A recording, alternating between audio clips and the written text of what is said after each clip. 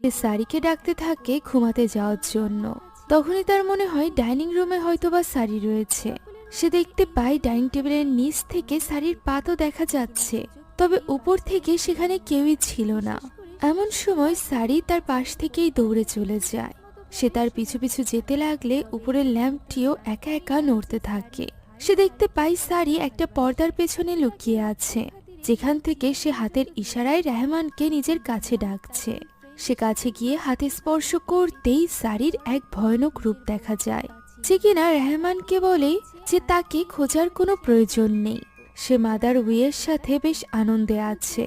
একথা বলার পর সে সেখান থেকে গায়েব হয়ে যায়। রেহমান বুঝতে পারছিল না যে সে এইমাত্র কি দেখেছে, তার কি করা উচিত। দৃশ্য চলে যায় রেহমানের বান্ধবী শিলার বাড়িতে। শিলা তখন ওয়াশরুমে দাঁত ব্রাশ করছিল। এমন সময় ঘর থেকে তার মা তাকে ডাক দেয়।